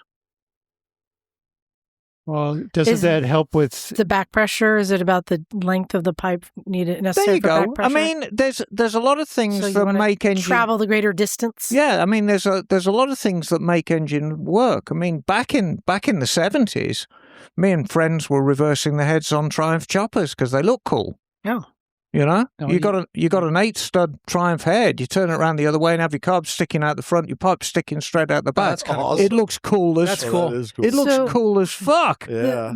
I guess the point of the question is, originally on air-cooled bikes, Yes. you needed the Yeah, exhaust coming out the front to cool it. and you get that cooling effect on the Yeah. pipes. well, not just that, but you're getting the pipes away from the rider. You're able to tuck them down and kind of away. Not rather than No, because Yes. now they got to go around and under your legs. Yeah. but they're not right under the tank, for example, Oh. or right under your crotch. Like, Yeah, but I mean, you know, your leg is on it. there- Nobody likes exhaust in your crotch origin. There were plenty of bikes with high pipes as well. Doesn't everyone have that scar on their calf? Yes, The bird. The burn. yes. Yeah, that's But- from the side, not But- all the room, except for all Bagel. around the room here. But again, there are a lot of factors that make an engine run well and run badly. And back pressure from exhaust is one of them. And what back pressure is as the engine fires, pum, pum, pum, pum, pum, it's sending waves down the exhaust pipe, waves. And there's a rhythm to it. And as the waves build up, this pressure builds up in the exhaust. And the engine needs that to help efficiency in the combustion chamber, because it kind of slows everything down a little bit. And the length of the pipes is Is- tuned to the beat of right. the engine. And so a longer pipe will actually give you a greater mid-range power, which is where you want it. Right. Now, so it behooves you depending on the engine. And there's a lot of different engines. There's a lot of different ways engines work. But on a lot of water-cooled bikes with long front-mounted exhaust pipes, you need that length for the engine power, for the engine back pressure, and for real estate, and don't ever forget that as motorcyclists, certainly as motorcyclists of a certain age, we tend to be quite a reactionary bunch. We don't like change. We don't like things that look odd. And we've grown up seeing exhaust pipes in the front. And suddenly it'll be, oh, what's this exhaust pipe in the back? I mean, we did those things to the Triumphs in the 70s because, I mean, it was the 70s and we were doing lots of goofy drugs. And it was the object back then was to make our bikes look as weird as possible because that was the method. Now, that said, most V-twins have exhaust, transverse mount V-twins have exhausts on opposite sides and the intakes right next to each other. Like Harleys, for example, are that way. Ducatis. Hang on, I'm not sure. So when you have a V-twin. Yeah, we're not talking about V-twins. Okay, so you're talking about inlines or parallels? Parallel twins. Yeah. We're talking about Triumph twins. Okay. Yeah. No, and Harleys, as far as the Harley design, where you have the exhaust coming out the front and the rear, that's just down to simplicity. Right. Just down to, it's got nothing to do with efficiency. It's the fact that if you've got intakes facing one another, you can just make a little Y-shaped manifold, slap a carb on it. And that's how it's always been done for them. The only really radical departure for V-twin cruiser technology with the Suzuki Intruders. Why? Have you ever seen the carburetors on a Suzuki Intruder? There's one under the fuel tank and the other one's under the seat. Oh, really? Oh. Because it's the same. Where they fit. Yeah, it's where they fit. Hmm. And getting Suzuki Intruders to run equally on two-cylinders is an absolute bloody nightmare because the carburetors are going completely different spots. And they're completely different carburetors. Because why? Because thermal efficiency. What a nightmare to sync those. Oh, my God. Oh, they're bloody awful. But I mean, if you've ever ridden a Suzuki Intruder, especially a big boy, a 1400, they're amazingly lusty because they've got these very efficient cylinder heads. And, they're set up, I guess, the correct way. Huh. So, very interesting. But yeah, no, the Harley setup, I know what you're talking about. Yes. You're talking about where the intakes just face one another. Yes. And a lot of the cruisers, yeah, that's just simplicity. Real estate or lack thereof. Right. All right. Well, I had you got to go, I'm gonna Jim? bounce, yeah. All right. See ya. Gotta go. See you. Ciao, Jim. Ciao. We had some other potential topics, but I still got some more of these from the peanut gallery today. I say I'm just going to finish this out and Do a speed round. get some emails. So, Emma, Hello. considering... Tell me why. No, I'm not there yet. Oh, I hadn't said it I yet. thought you forgot. No, I'm building up to it. Calm down. All right. Considering the trend in automobile manufacturers, Yes. tell me why Tell me why. motorcycles haven't followed the same trend of automatics being more common than a manual. That's a very good question. And I think it's largely down to the buying public more than anything else. So, I mean, let's put it into perspective of volume of car production as opposed to volume of motorcycle production. Well, and can I add, because we go back ways. I mean, you remember like in like the 70s, Yeah. to get an automatic was usually like another $1,000 Right. added onto a car that might be a $6,000 or $7,000 car. It was But a big expense. But everyone bought them anyway. No, it wasn't as common, but Yeah. it was also like, do you want the power windows or the roll-up windows? There were all these Right. There was all upgrades, these and automatic was an upgrade. But then it became, I think, more affordable to produce, therefore standard. But I think we're already beginning to see a change, and a meaningful change. So, I mean, But it's taken decades. well, it's taken decades to get really an efficient. Because when would you say it turned in cars? Like the 80s to the 90s?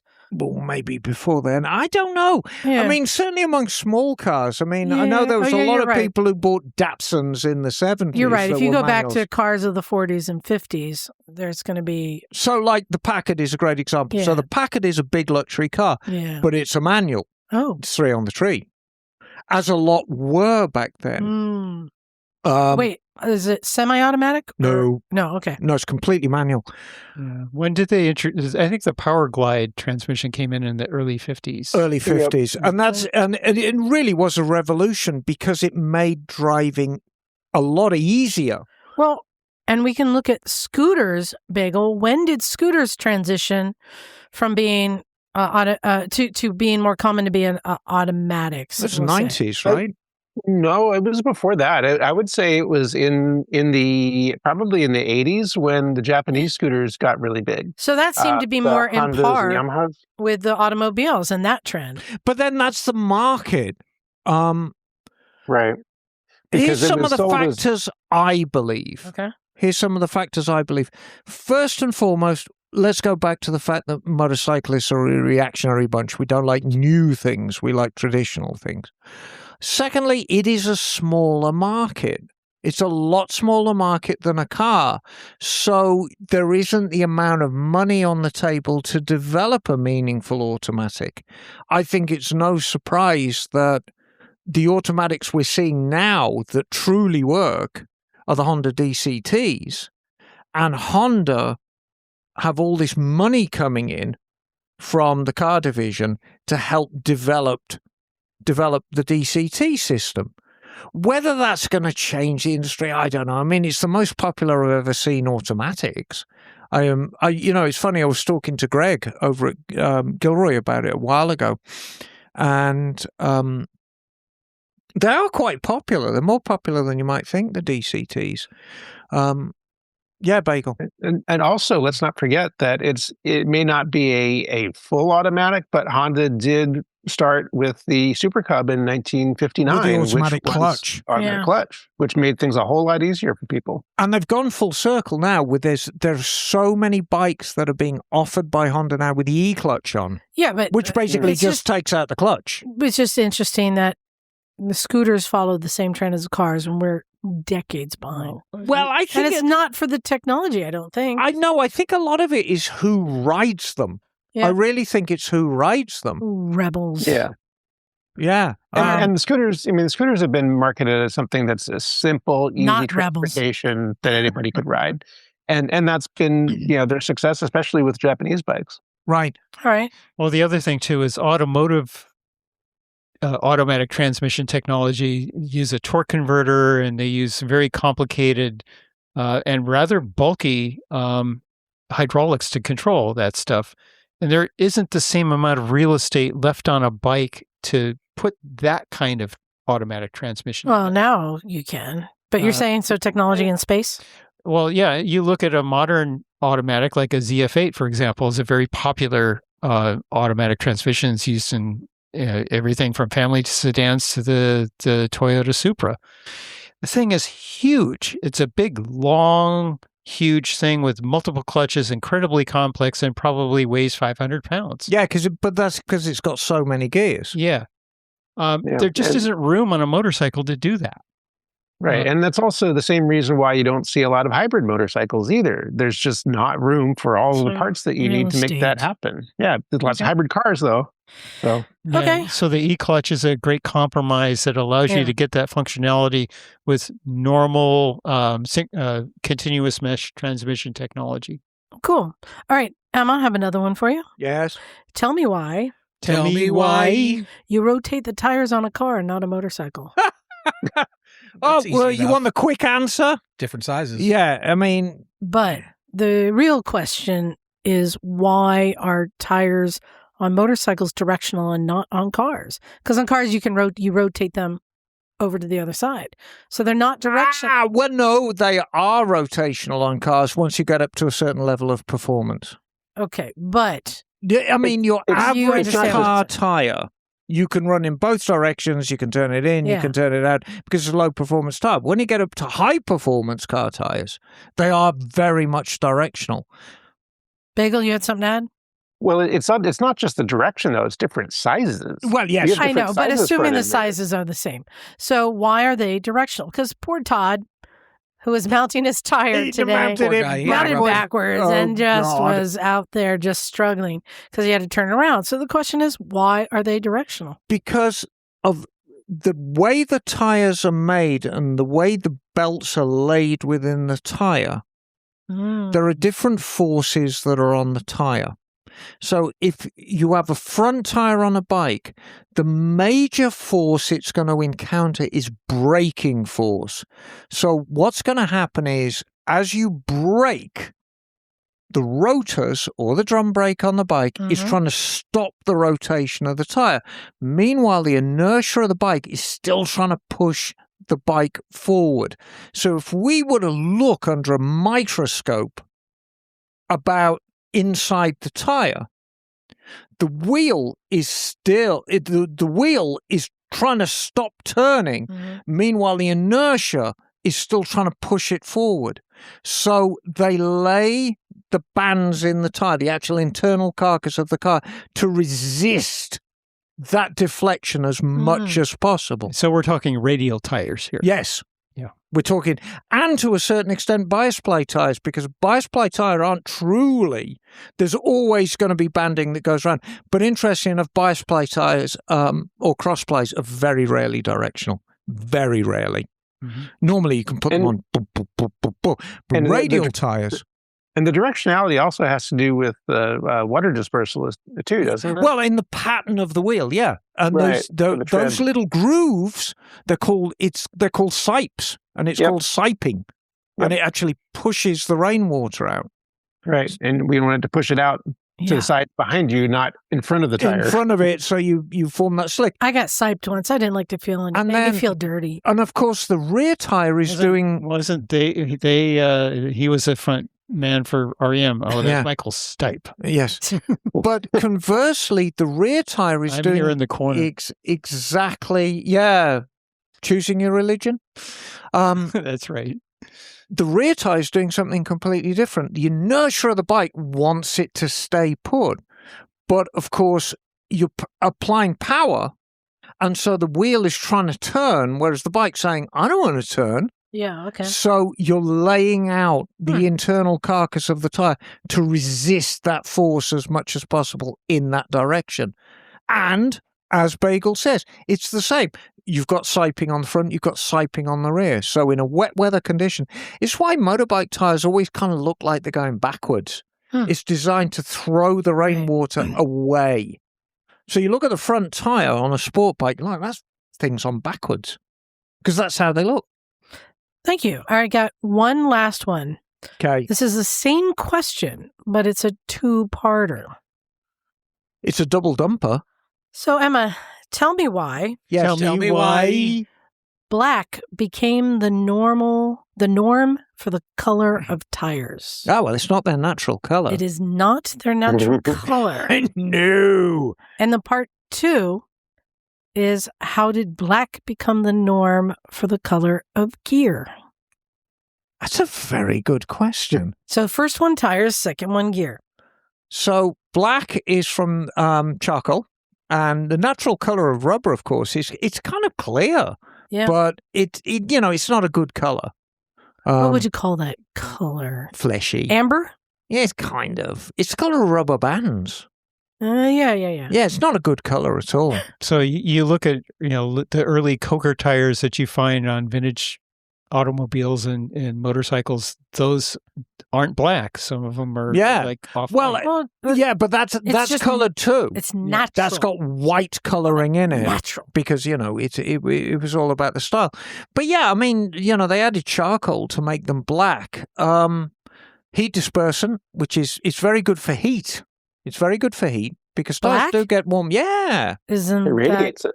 Yeah, it absorbs it. Absorbs it. You don't want it to absorb, do you? Yeah. Tires it absorbs it and tires you want you it for the rubber to... Okay. Yeah. You want the rubber to get warm so you can grip. Yes. But secondly, I mean, they could be green, they could be blue. Well, manufacturers have tried that over the years, and they look like shit. I mean, I'm going to be honest with you. They do make the bikes look like Power Rangers. Yeah, exactly. We don't want a bike, but certainly from an appearance standpoint, I've seen a lot of these old Model Ts with the white tires and the natural rubber tires, and boy, do they look shitty quickly. Yeah, they just get dirty and look nasty. And they look nasty. So, I mean, at least with the charcoal in your tires, they stay nice longer. They get nice and warm. They grip the road better, all the things. I'm checking to see in that DeSoto toy car collection if any of those are natural. Gear. So wait, you got the Tucker that's got the giant white walls on it. White walls, but yeah, that's still colored. So how did that become the gear? The norm for gear? I don't think it was always the norm. I think if we were to go back to the 1930s, you would see a lot more brown leather and natural leather. Mm-hmm. And I have a suspicion. What color were flight jackets? Brown. For the USAF. With the lamb's wool. Because that was the first motorcycle. I mean, honestly, didn't police tend to have black? Police always wore black rain gear, but they were navy blue, depending on the force. So do you think it's the same thing as tires? It started out as a natural color, but there was a trend to dye things? Well, hang on. What about could this have been the creation of Hollywood? Because I'm kind of almost thinking culture was heavily influenced by the what was the movie? The Wild Ones? Wild ones, yeah, and they were dressed in black leather, right? And the reason for that, I'm sure, was because they were the bad guys, right? Have to be dressed in black, Wait, so you that know was who's a the bad black guy on and the white screen. movie. We couldn't really tell if it was actually black or dark brown. Or... Good point. Well, it looked black, and that probably influenced the gear that was then sold after that. So do you think it came from black leather and that became a norm, Emma? I think so. Yeah. Or bell staffs know. kind of very dark black because of the oil, or Yeah, kind of a dark brownish black. bell staffs were wax cotton. There were Right. bell staffs, and before bell staffs, there were barber suits. And barber were the same. They were wax cotton suit, but they were really hunting gear, Mhm. an all-weather hunting gear, and then you kind of wax them. But yeah, it was... They were always very, very dark colours, because if you're out there shooting pheasants and whatnot, As you one want does. very dark colours, so you blend into the countryside. and you show up in your shooting brake. Yes, your Bentley shooting brake, and you get the old 12 gauge out of the back and plug a couple of pheasants, and then have a gin and tonic and go home. What? Good show. All right. Thank you, Emma, for answering. Well, no, and I all of mean, our it's questions. yeah, no, you're very welcome. So, quick announcement: our rally. Yeah, it's coming up. 3 weeks away. Yeah. Is it really? Yeah. Good. Oh, I know. Lord. Are you ready, Emma? No, Yeah, I know. I'm not sure how I feel about sleeping in my cot. Don't What get are you going caught to do out. this year? No, I might want somebody to cuddle up with, John. Oh, I'm always down for a cuddle with you. Okay, only if I can be the big spoon. No, I'll make the sacrifice for you. Okay, thank you. dear. as long as. What are you yeah. going to sleep? So you keep trying different sleeping situations. What are you going to do this year? It's a fucking hotel. Mate, I was thinking about it. Also, got some new Patreon subscribers. Thank you very much. Sign up now if you want to support the show and also get the new free t-shirt, which also you guys haven't seen. I just ordered a new set of stickers because I always throw a sticker or two in the bag with the shirts. This is a good little sticker. I got the hologram kind of thing. It'll be really cool. It's actually this design from the t-shirt last year, With the XS 650 on it. but no. Yeah, this is an XS. This is an XS Okay. 650. I don't think so, but okay. So It is. yeah, go to motorcyclesandmisfits.com and be a supporter. We appreciate you. And you'll also find the list of events, including a link to our rally if you'd like to come join us. And many things. It's a cornucopia of It information, it is. All right, we got a bunch of emails. Let's see how many we can get through. This first one is from Kyle. Hey, Kyle. Hi, Says, hello, Misfits. Hello, Kyle. My friends and I are planning to volunteer for Vintage Motorcycle Days this year. All right. Ooh. We will be driving 10 hours each way from Allentown, PA. Since volunteers are permitted to arrive a day early, good plan, and stay until Monday morning, do you have any information or advice regarding the volunteer experience and the types of roles usually assigned? It goes on, but I'll just answer that quickly.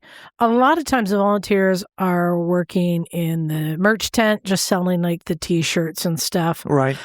They may be helping to, I don't know, pick up trash. I think they do traffic direction at that intersection. Traffic direction. Yeah. It's pretty simple stuff. I mean, I think it's a pretty good Clean the gig. bathrooms, maybe. Shutting down the barrel racing. No, that's the security that does that. Oh yeah, that's right. From the track. No, you probably get to drive someone around in a golf cart. No, I think a lot of times it's going to be over at the AMA tent, actually helping them out in there. They have a lot of volunteers there. Oftentimes, the volunteers are working in extremely arduous conditions, in very, very dangerous situations. My advice is wait until you see the whites of their eyes before you shoot them. But no, that is an excellent plan because we all kind of figure out our ways to get into VMD a day early, because that's really my favorite time before the crowds get there and we can go ride in the woods. Did you know It's fun. that Billy Joel wrote a song about Allentown? Yes, I did. Yes. Yeah, there you go.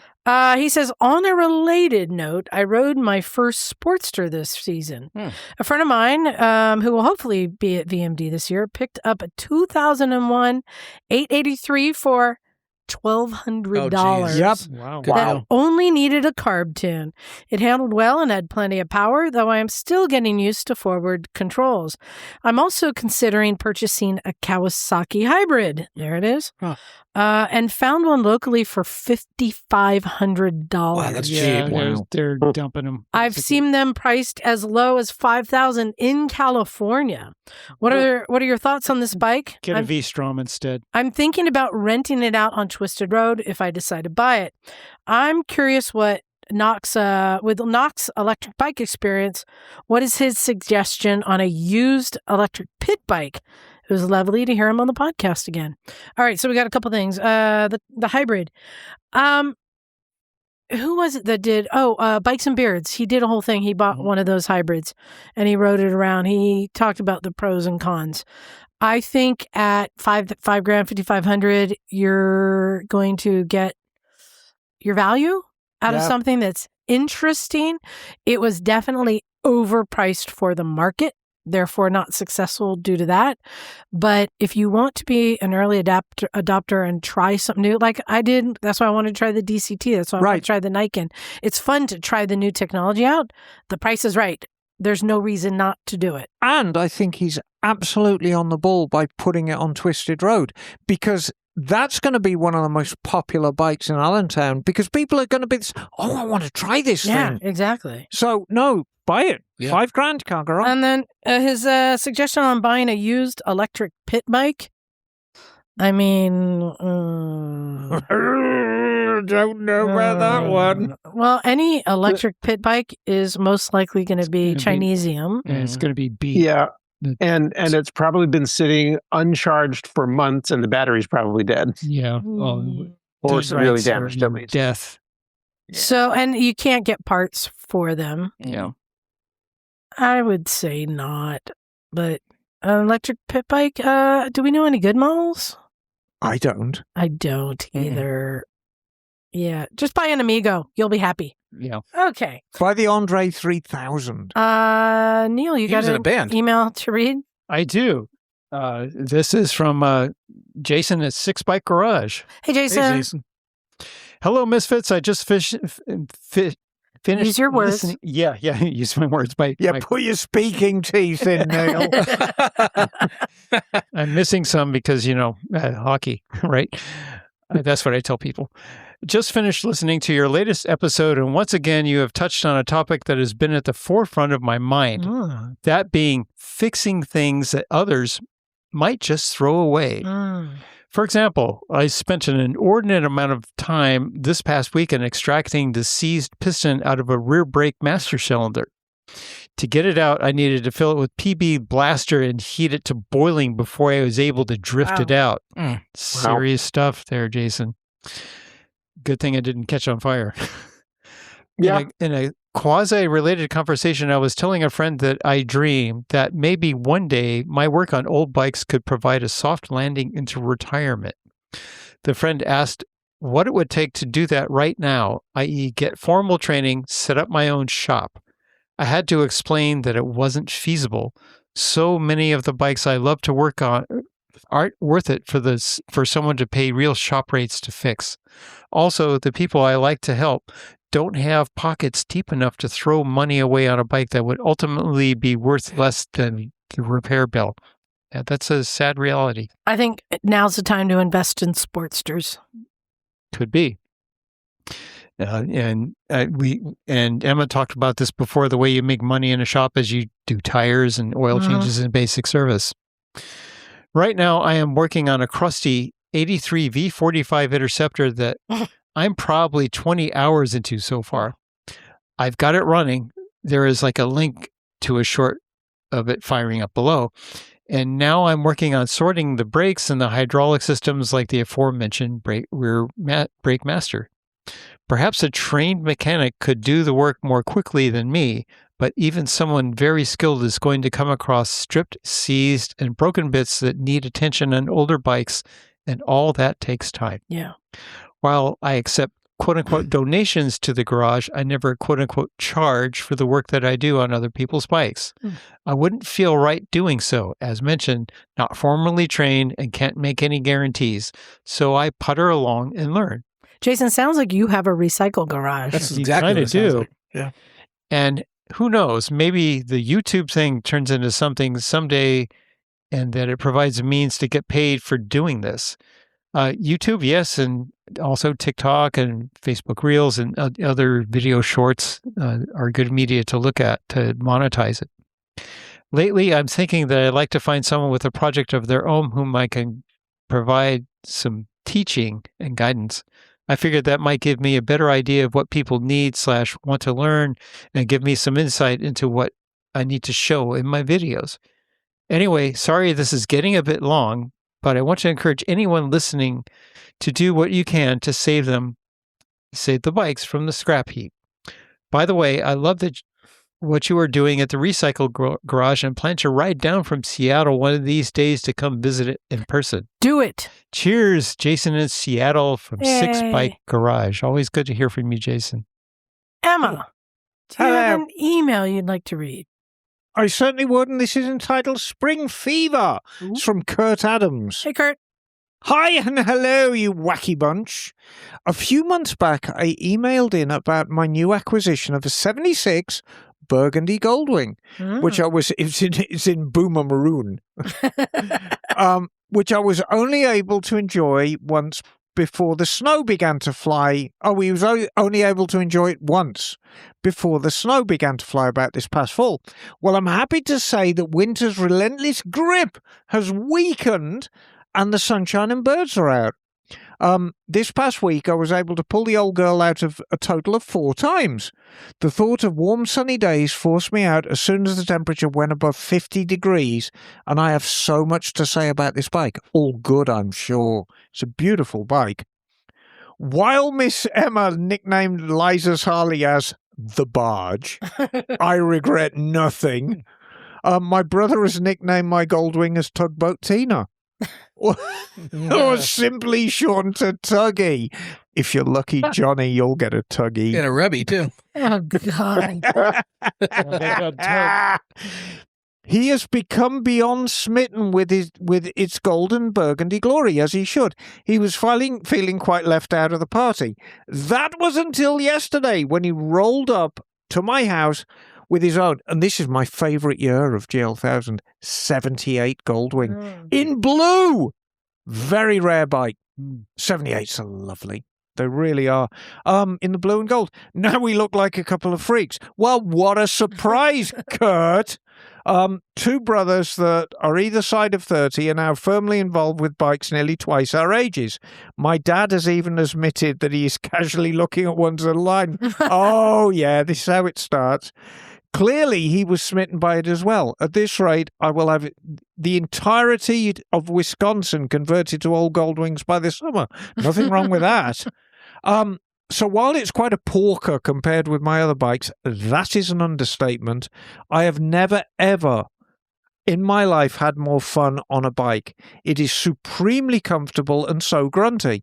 I catch myself often with a shit-eating grin on my face while I'm giving it the beans down country roads around me.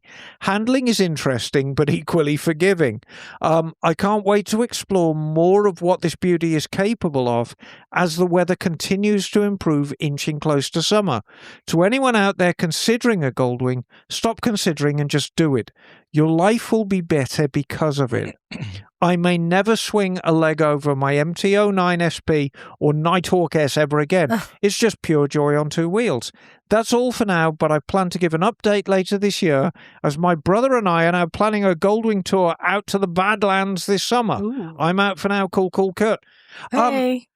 And Kurt has told me nothing that I don't know about early Goldwings. They really are marvellous machines. Yeah. And the big tragedy is so many of them, before they even got chance to be born, were converted. They had big fairings put on them and saddlebags and top cases. And to experience a pure early Naked. GL1000 naked. Those were 6s still? No, flat fours. Flat fours, okay. Yeah. Flat fours. Bloody marvelous. My friend had the Super Sport model in yellow, Yes. and it was awesome looking. Sulfur yellow. Yeah. hate And they're just great bikes. Great bikes at the time and surprisingly sporty. But of course, you bolt 400 pounds of fiberglass crap on them and they get less sporty quickly. All right, Johnny, you got one there? I do. This is from Matt from Roanoke. Hey, Matt. Read it, Tuggy. That makes you rubby then. It's a vigorous circular motion. Hey, Misfits. This is my most memorable ride of my life. While there are many, this one in particular stands out in Oh, my this mind. is what you asked last week, Emma. In 2010, I just completed 4 years in the military and I had a long summer before I started college. I decided to set out from Ohio and travel the southeast of the United States, visiting friends and family along the way. I was on my 2009 KLR 650, and I had to make my way down to the Arkansas-Texas border to visit a friend. At the last minute, I decided I would have time to attend my cousin's graduation the following day at Auburn in Alabama, about 600 miles away. There's 600 miles again. It was peak season for thunderstorms and hot temperatures. As I rolled across Louisiana, temperatures were clipping in the upper 90s. As an ATCAT, which is all the gear all the time, rider, I was suffering pretty miserably. At this point, I've been on the road for 5 days, and I was accustomed to taking my rain gear off and on as I passed through thunderstorms, but I rolled across the Mississippi-Louisiana line, and a huge back cloud was forming in front of me. Even on my KLR, I was catching the storm at a rapid pace. Being so hot and miserable, I decided to damn the torpedoes, the rain, and head straight into the black abyss without my rain gear. As the rain poured down on top of me through my ventilated gear, I cooled off, and I started to laugh in my helmet hysterically about how good I had cooled in the rain. After the rain pelted through me, I emerged on the other side of the thunderstorm to beautiful sunny skies and the incredible heat of the southeast again. I instantly began thinking about my dad. Memories flashed through my head of my first bike we rebuilt together, the countless trips we took on motorcycle, and his ever-lingering voice as I would tinker in my moments throughout my childhood. Sorry. All right. Are you channeling me now? All those moments throughout my childhood. Hey, Neal, can he borrow your speaking teeth? That's right. Okay, now I'm really lost. I would tinker on my machines, giving me direction, questioning whether or not what I was about to do was a good idea or a bad idea. All those moments throughout my childhood had prepared me for my big solo trip. And here I was, free, confident, and happy. I now always ride solo, as I lost him 6 years ago, but I check my mirrors occasionally, and sometimes for a split second, I think I see him behind me. With every turn of the wrench in my garage or just a quick ride to the store, I can feel him with me, and I know he's happy to see me continuing the legacy of riding motorcycles. Thanks for everything you do for the motorcycle community, and I hope I see some of you at AMA Vintage Days this summer. Respectfully, Matt. Fantastic. And I'm constantly reminded, when you distill it down, motorcycles are just machines. But the memories we make, the memories we make are about the people, whether it's our dad, whether it's about our friends, whether it's about our sons, daughters, whatever. It's the people that ride them. I love stuff like that. What a lovely memory of your dad, Matt. Thank you. So we're not going to have time to get to all the emails, so you guys hold on to those. But Bagel, can you please read the one from Ethan? Yes. This is from Ethan, titled New Scooter. Ooh, goodness. He says, "Hey, Misfits. Thanks for the tips regarding my recent scooter questions. I follow the time-trusted adage with scooters, what Bagel says is right. It's true. Yeah, as you should. I bought the Vespa GTS 250. It's the perfect machine for my work, and I'm excited to put some miles on it. 2 quick questions. What type of gas do I put in it? I'm getting conflicting reports in my research. Also, I know this was covered in a recent podcast, but what is Miss Emma's favorite oil? I would love to use this moving forward. I remember that it had a longer change interval, which will be good since I put in a lot of miles every week. Appreciate you guys, Ethan in Portland." So I'd like to answer that for you. It's patchouli because it hides the smell. That's right. So whenever I find myself smelling like an old fish market, I always put on a generous dose of patchouli oil. No, my favorite go-to oil, and And you know, it's Wait, funny. well, should we guess? Yeah, let's guess. Hold on. Motul. Motul I'm 310. going to go Valvoline. No, is it Johnny got it? It's Motul 300V. 300V. Ester base, fully synthetic, which means it's a full man-made product. 7,000 mile oil, and the thing I like the most about it, Oh, it's good to build your tan? yes, Yeah. you can oil yourself down, but it really wears its heart on its sleeve. It's fluorescent green. Oh. So when you look in the window, or if you have a scooter with a dip sticker and you look up the dipstick, as long as it's lime green, you're good to go. I thought that was the coolant. Yeah. And of course, a Vespa, how much does that bike take? Like a quart and a splash? It's 1.3 liters, I believe. Yeah. So, Yeah. you know, it becomes a lot more cost effective. Normal motorbike oil's about $10-12 a quart. Motul is 31. But so what? You're paying an extra $25 for your oil, for the oil change. Not much for that kind of protection.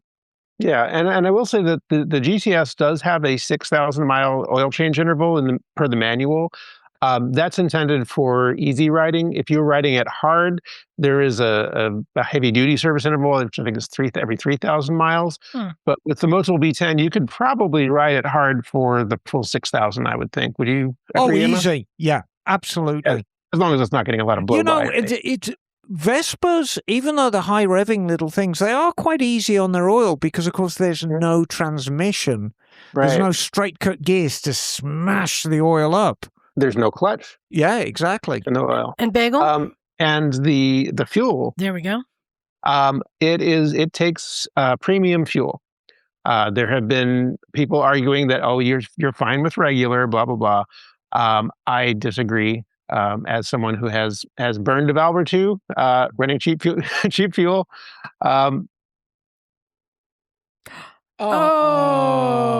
We lost Bagel. Well, we got that answer. Yep. And that's okay. And I was going to say, I didn't tell you guys on my travels, because my bike, not the Tracer, it takes 91 or higher. You want to guess what the highest gas I encountered on the road was? 95. The price. Oh. What? $7 Yikes. for regular. Yeah, I'm seeing that. Hey. For here. regular. Sorry. Sorry about that. My computer glitched out for a That's second. all right. But yeah, as someone who's burned a couple of valves running cheap fuel, you want to put the good stuff in Okay. it. Good to know. Thank you, guys. Yeah. That we're going to save the rest of these emails for next week, but we want to hear from you. Send us your email. If you have a tell me why, go ahead and send it to us. Or if you want to share your greatest ride or anything at all, let us know what's going on with you. Send it to, tell them, Neal. motorcyclesandmisfits@gmail.com. Nailed it. And you can also go to motorcyclesandmisfits.com. You'll find the link to everything you need to learn more about us there. Including rally information, by the way. Yeah, exactly. Can they still call and leave a voicemail? No, we stopped that years ago. It was Darn. abused. It was abused. Too many It was pieces. abused terribly, Bagel.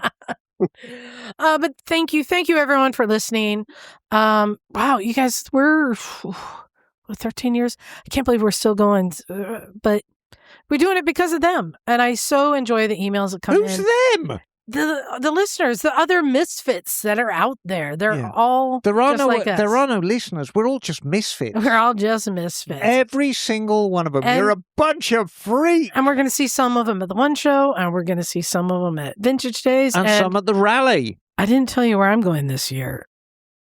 I'm going to Sturgis. Are you really? Oh, Yeah. are you riding the Harley there? No. What? No, I'm riding. How can you go to Sturgis and not ride the Harley there? I'm going to be riding the Not Tracer. Okay. Yeah. Anyway, we're looking forward to seeing people at rallies, events. Let us know where you're going. I think that's it. Thank you, everyone. We appreciate you. Time to get out of here. This is Liza. It's Neal. Emma, darling. Stumpy John. Bagel. And we are out of here. Cool.